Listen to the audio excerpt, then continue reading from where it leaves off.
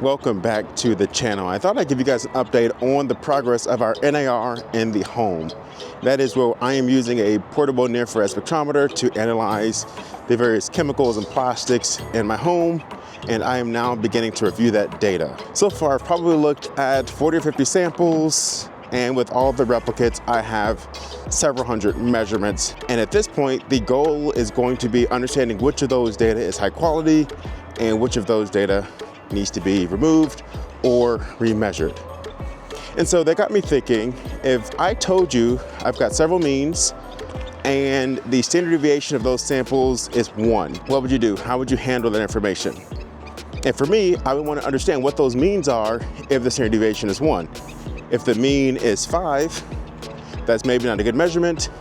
If the mean is 100 or 1,000, that's a very different standard deviation. That context about the relative impact of that variation or that error really matters to understand the quality of that data.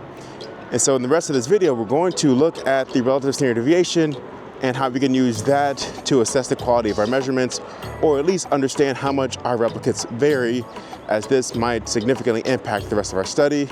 I'll see you inside. Welcome back indoors. In today's video, we're going to focus on the relative standard deviation, sometimes called the coefficient of variation. And this is an approach for gaining some understanding of the context of the variation within your data set.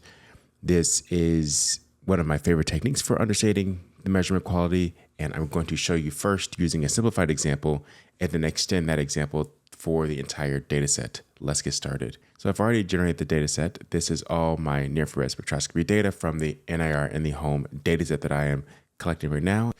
But let's first demonstrate what the relative standard deviation looks like through a simplified example set.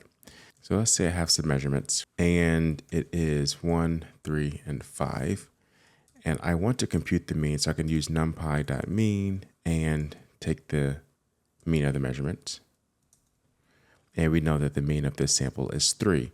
And so let's say I also want to compute the standard deviation. So we'll say np.std, and we'll pass in our measurements. And we see that the standard deviation of this measurement is 1.6. And without the context of the mean, it's hard to know if 1.6 is large or small. And this is why computing the relative standard deviation is so important. So let's save this variable as std. And let's assign this variable mean. And let's take the standard deviation divided by the mean. And when we do that, we have this value of 0.54.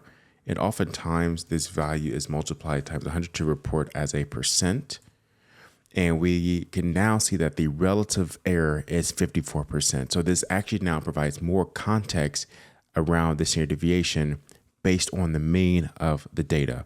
And so this is a very useful technique for assessing measurement quality. First, because if the mean was significantly larger, that error of 1.6 is actually quite small. But because the mean is also on the same order of magnitude, this error is quite large. And we can now extend this idea for our data set.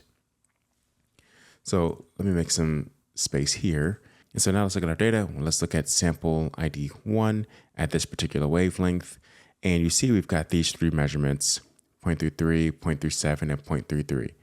And we can take the same approach here by computing the mean, and let's store this as m. And let's look at m really quickly. And we can see that the mean is 0.35. We can also take the same thing, and let me just copy this piece here. And instead of mean, let's compute the standard deviation. And look at that. And we see that the standard deviation is 0.2. So in the same fashion, let's divide the standard deviation by the mean, and we can multiply it times 100. And you see that our variation here is about 6.8%. So perhaps pretty good for this measurement. But again, you get the context of this error based on the mean of the measurement at this particular wavelength. And so now let's adapt this idea for the entire data set. So to do that, we're going to create a function called compute RSD, and it's going to pass in a group. So we're going to eventually use group by to pass in the group based on our sample IDs. And we're going to return the standard deviation divided by the mean and use that for our RSD. And now let's chain a method together for all data where we now create our group by that we can use to compute this function. So far we have this group by, and typically we'll do something with this mean, but instead of using mean, we can actually pass in our function here. And so to do that, we would just use the apply method, and we can apply compute RSD. And this will return our RSDs for each of our measurements at this particular wavelength. Now we can select multiple wavelengths in this study.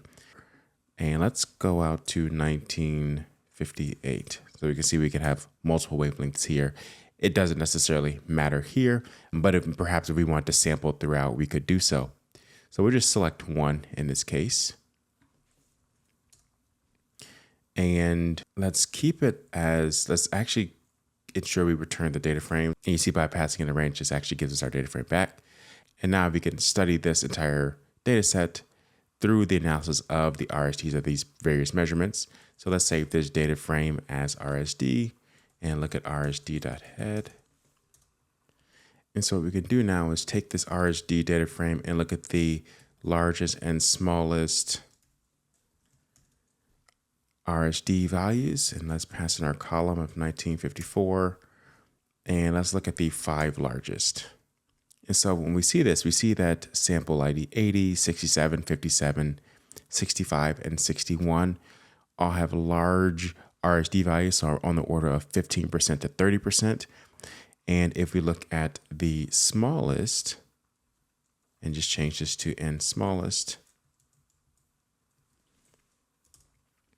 we are getting a different set of samples on the order of 1 to 3%, even a little bit less. And so we can really see the range of variation within our data set.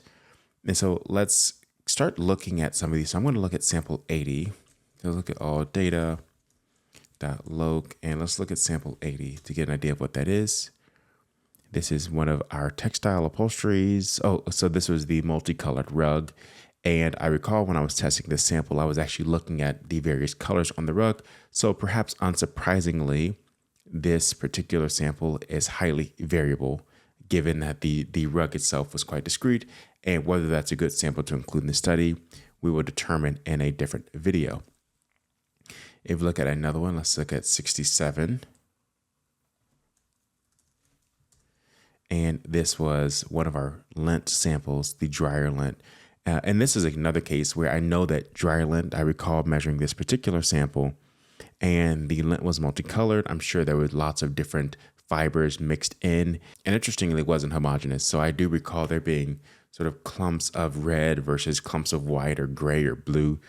So again, perhaps we expect this to be the case, and we need to determine, is this something that we want to accept that variation, just average the sample, or treat it differently in the scope of the study.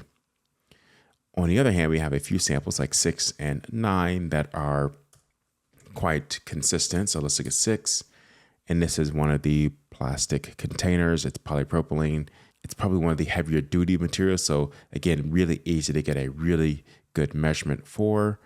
If you look at, let's look at 92.